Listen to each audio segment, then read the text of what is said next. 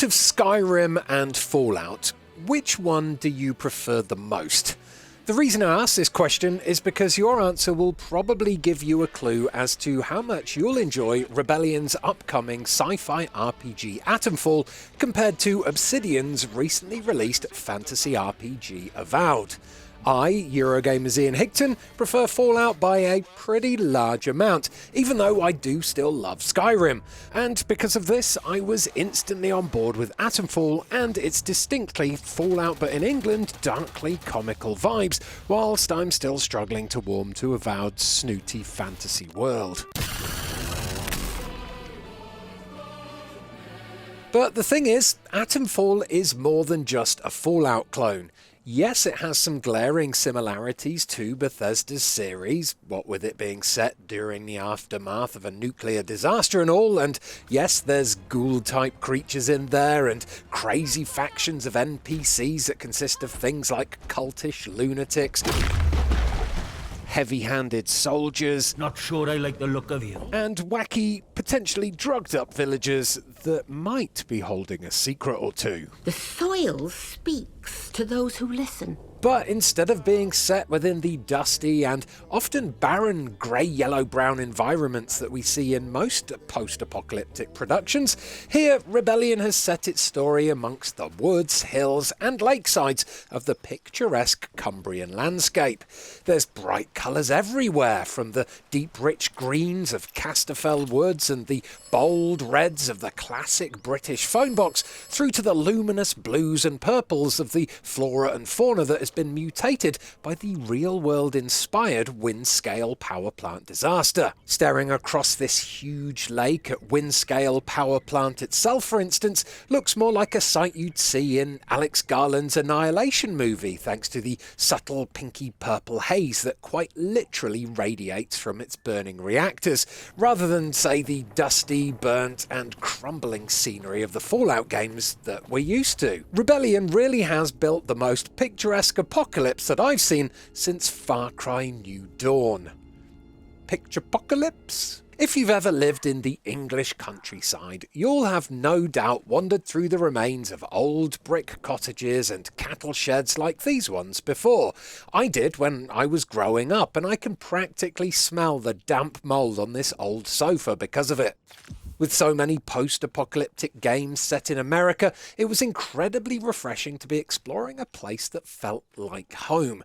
Yes, both the plot and the people you meet on your journey are comic booky in essence, with robot guards and irradiated wildlife, eccentric and stereotypical characters, and retro-futuristic tech and structures dotted around. But when it comes to encapsulating the beautiful landscapes and architecture of old-school England, Rebellion has done an amazing job. It's a world that I adored inhabiting during my recent hands-on with the game, and that's not just down to how pretty it looks either.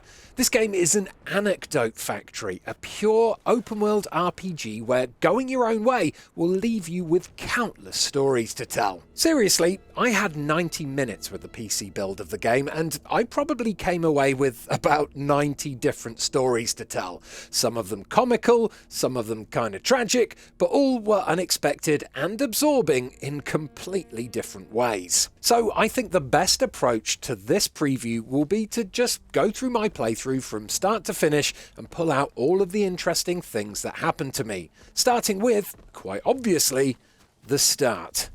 The save I was given dropped me into a tunnel in an area called Casterfell Woods, which is a couple of hours into the game and one of Atomfall's many small open-world areas that are connected by loading screens. As you can see here, the scenery and especially the water looked gorgeous.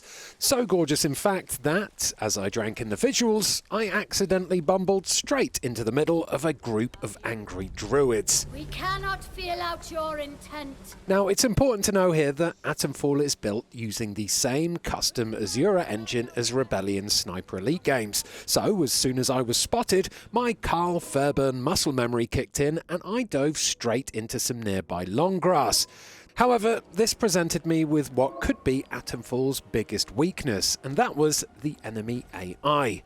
Just like in Sniper Elite, alert enemies on the hunt have a habit of conga lining past your hiding spot before they either get bored and wander off, or you distract them by absolutely biffing an axe throw.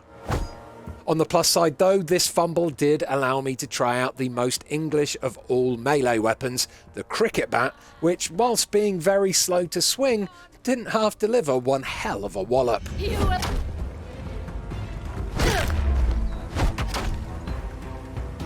This here is the map of Casterfell Woods, and at the start of the demo we were told that, while we could go anywhere we wanted to, there were 2 missions available in the northern portion of the map that would give us a good glimpse of what Atomfall's gameplay could offer. So, obviously, because I'm me, I went completely the opposite direction instead, and I'm super glad I did, because from that point onwards, I felt like I was on my own private adventure, and it wasn't long until I bumped into something that influenced the direction of my entire playthrough. And that was this crashed helicopter here, which contained this distress recording from a Dr. Garrow. Mayday, mayday, mayday. This is Dr. Garrow. My helicopter has come down in Casterfell Woods. I'm heading to the village. See if I can't find anyone still alive in this place. It was at this point that I realised that 1, you shouldn't go anywhere near the purple wasps' nests, and 2, Atomfall doesn't really hold your hand when it comes to tracking down leads. I knew, thanks to the recording, that I had to go and find the doctor in a nearby village, and I knew that that village was called Wyndham, thanks to the name above this note. But apart from that, there were no map markers that I could see that would lead me to her exact location. Or in fact her approximate location either. Now at first I found this lack of direction rather jarring, but not having a map marker to follow quickly began to feel so refreshing and freeing compared to just following waypoints like you do in similar games. Instead of just mindlessly tracking down virtual breadcrumbs, I started to feel like I was having my own organic adventure and doing some actual detective work, and this really helped to solidify the reality of Atomfall's world in my mind. Not knowing where to go, I set off southwards towards what looked like a small cluster of buildings on my map, which I was told when I arrived were the village outskirts. I'm on the right track, I thought. But then I heard some angry voices which the subtitles told me belonged to protocol soldiers. Orders be blowed. Never having heard of these soldiers before and not knowing if they were friendly or not, I figured I'd try another Sniper Elite trick. So I clicked on a nearby gramophone to create a distraction noise, which worked instantly, sending the soldiers into search mode. Oi, oi. So once more I legged it into a hiding spot and watched as my pursuers did the Sniper Elite shuffle right past me, whilst I popped a squat next to some stinging nettles. Damn it! This event and the one where I was hiding from the druids earlier were the only things that really threatened to shatter the believability of an otherwise pretty immersive gameplay experience. Still, it wasn't long before things started looking up again, as, once the soldiers had filed past, I was able to enter the house they were guarding to have a proper snoop around. Soon after that came probably the best part of my preview session, because once the soldiers had returned to their posts, I snuck around this corner here and caught one of them having a wee-wee. Once again, the melee combat felt a bit sluggish with the cricket bat, but the rusty 6-shooter I used felt really punchy, and I appreciated not only the bullet hole appearing in the wall behind the other chap's head when I missed my first shot, but also how snappily he went down with one to the head. Oh, and that little pistol twirl was cool too. Next up, there was a bit of exploration. I got scared by this big tower that activated a blaring alarm when I got close. And then I walked to the edge of this nearby lake to check out the view of the power plant and batter some leeches with my cricket bat. After that, I got a ping on my metal detector, something that happens fairly regularly as you play, as you always have your metal detector in your inventory. This ping tells you that there's a hidden cache nearby, and more often than not, following the lights on your detector will lead you to discover an area that needs a bit of puzzling or exploration to access, like the interior of this hut here, which I could only reach by exploring until I found an open window hidden around the side. Once in, I was attacked by a horde of angry rats that I had to swat away until I could stomp on their nests. But then, once the area had been cleared and I'd hoovered up all the loot available on the tables, I was finally able to find the cache spot and dig it up.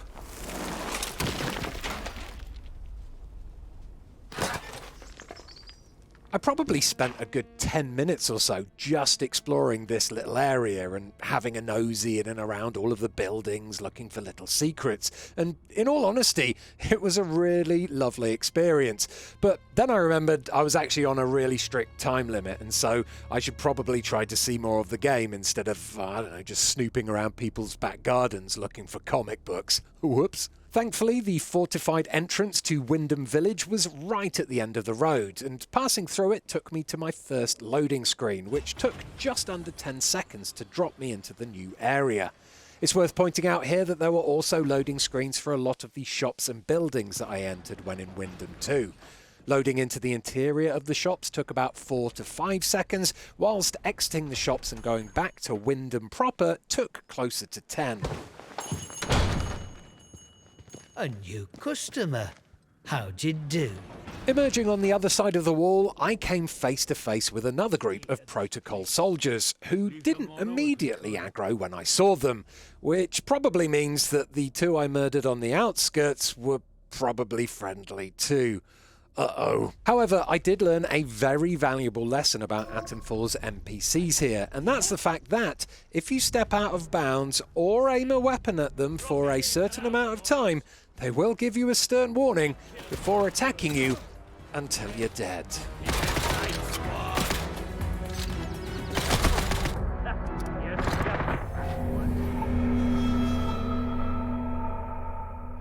Lesson learned, I then wandered into the lakeside village of Wyndham to continue my search for the good Dr. Garrow, although once again I got immediately distracted by the stunning scenery.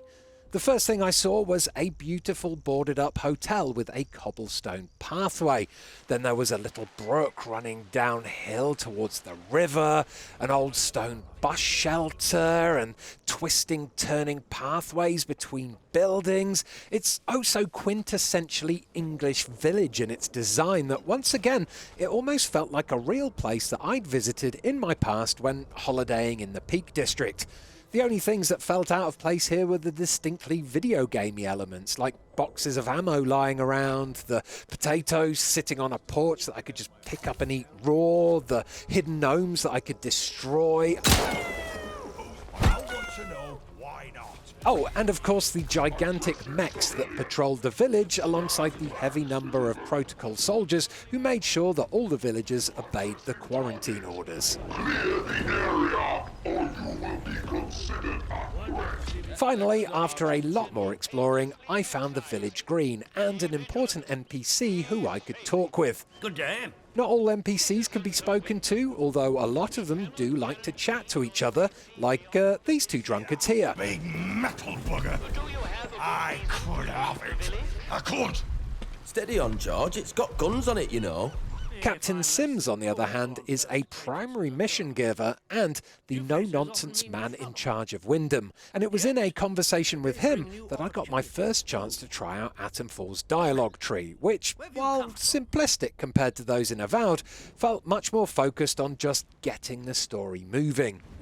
To me, the conversations in Avowed always felt a bit dull and po-faced, focused on political intrigue or companion character backstories that gave lore fans plenty to enjoy, but had me itching to hit the skip button. I'm sorry, but I'm just not the kind of player who wants to sit at base camp listening to Fishman Garrus talk to me for 10 minutes before I can go back to exploring. I know this is technically optional in Avowed, but video games have killed my attention span, so it's their fault, okay? While there are still a good chunk of dialogue options to click through in Atomfall, if you like that kind of thing, dialogue is also delivered with a much more light-hearted approach here, although the humour does occasionally border on the darker side of things, like any good British comedy should. Even Captain Sims, with his strict governance of the village, is played off as your stereotypical Dad's Army type. I'm afraid the villagers often require our rules to be drummed into. As the captain led me towards his base of operations in the village hall, I decided to peel off and go for another quick bout of exploration, and it was at this point that I discovered one of Atomfall's most charming and eccentric gameplay elements, and that's the ability to pour yourself a nice refreshing cup of tea whenever you find a teapot lying around.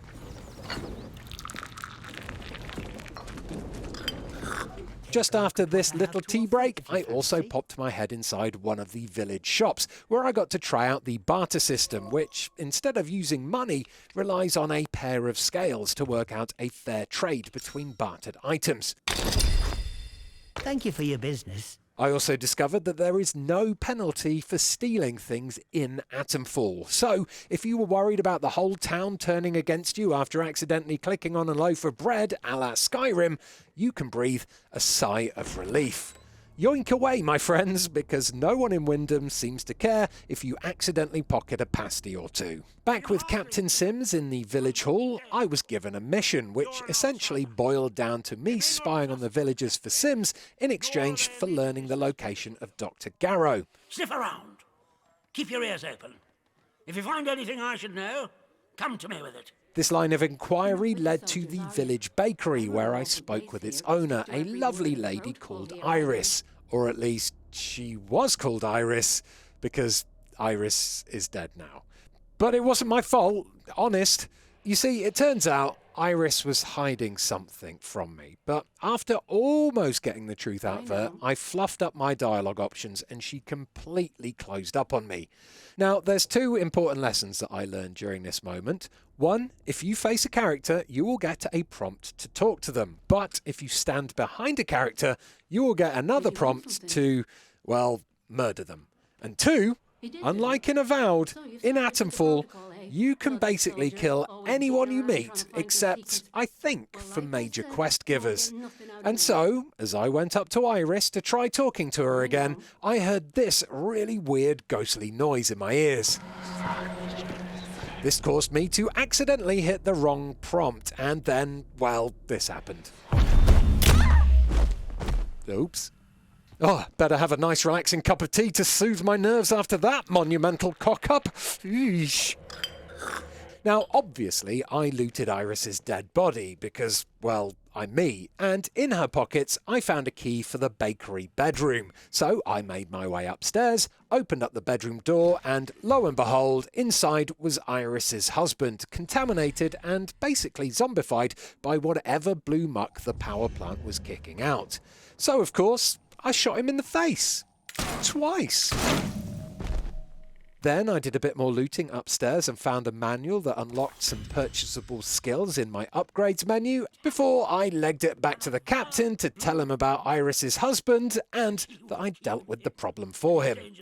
He didn't ask about Iris though, so I kept quiet about that bit. A grisly situation.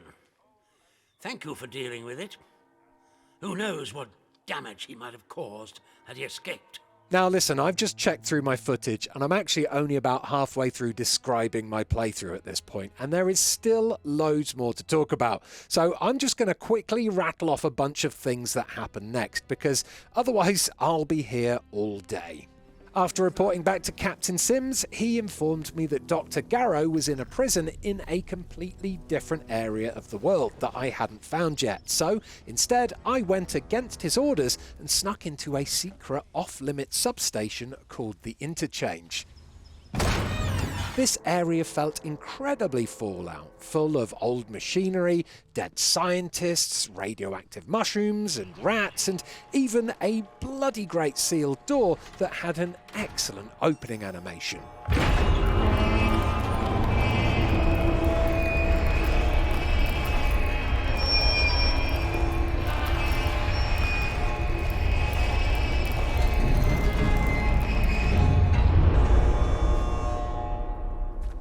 Inside this vault, there was a telephone with a creepy unknown caller on the end. Do you require the operator? An atomic battery on the floor that somehow plays into the overarching narrative, and a mysterious note with map coordinates on it. Not wanting to uncover too many of Atomfall's secrets too soon, I decided to do a spot of orienteering instead, and I followed the map coordinates I'd just found back to Casterfell Woods, which in turn led me to an area full of deadly plants and a poisonous gas that killed me within seconds of entering it.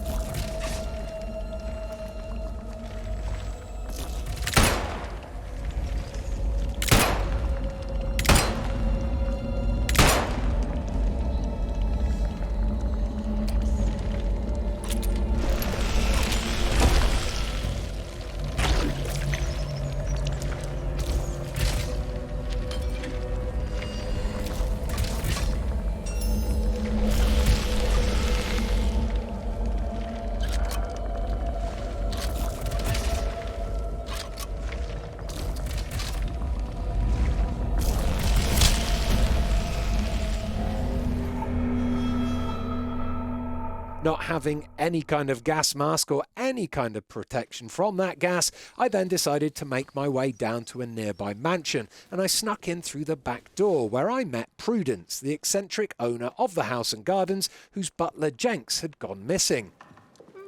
No, that won't do at all. The Greenfly is having a field day. She's written with such humour and charm, and she was an absolute pleasure to talk to. A real highlight amongst a bunch of other highlights, to be honest with you, and I'm looking forward to interacting with her more in the future. Jenks? Had him for years, bless him. I'm sure he'll be along shortly. After speaking to Prudence, I then went outside where I stumbled over some tripwires and then got into a firefight with a bunch of outlaws, the last one of whom I burnt to a crisp with a well-tossed Molotov.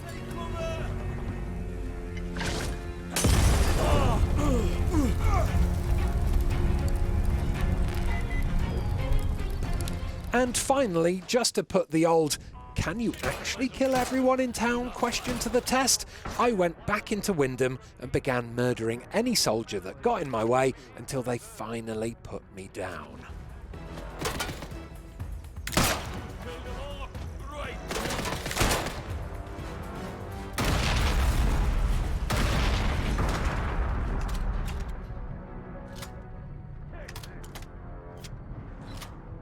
This is a defense announcement.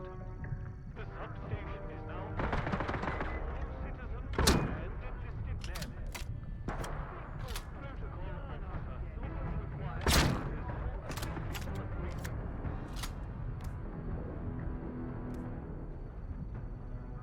You asked.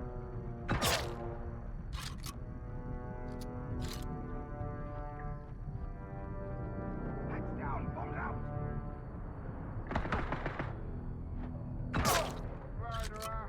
I have hit you.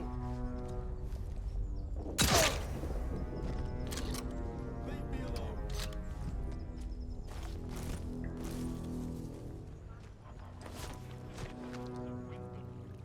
You are reminded that in building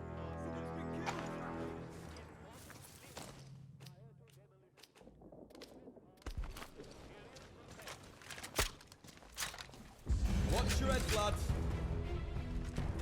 You asked for it. Remember your training. Oh, come on. Allies down. I'll go see what's what. I'm gonna rock you up. You killed them all. Bastard.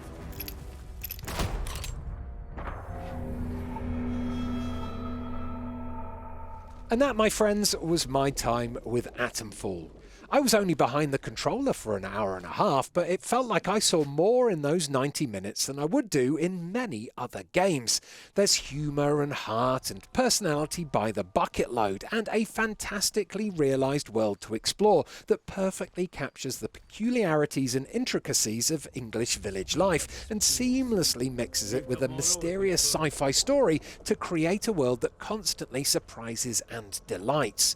Sure, the AI is wanting in places and the combat does feel a bit stiff every so often, but those are basically my only complaints, and I'm willing to forgive those considering everything else the game offered me. If, like me, you thought Avowed was a bit stuffy and straight-laced, Atomfall is the antidote to that. There's comedy, chaos, detective work, rewarding exploration, and above all this, you can tell that it was created with a whole lot of love. I could take it back. I could. After my time with the preview build, I am so excited to get my hands on the full version of Atomfall. And in answer to the very first question I asked you all at the beginning of this video, whether you're a fan of Fallout or Skyrim, I honestly think that you should be excited for this one too. Alrighty, thanks for watching this video everyone. I hope you enjoyed this whopper of a preview. I'm shattered after all of that, so I'm off to have a lovely cup of tea. But before I go, please do give this video a like if you enjoyed it. Subscribe to Eurogamer for almost daily videos about video games, and why not check out some of our other previews that are on screen and clickable right now. Goodbye.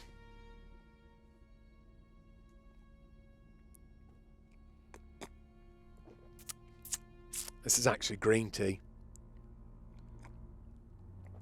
I don't think that's very English, but you wouldn't have known if I hadn't told you.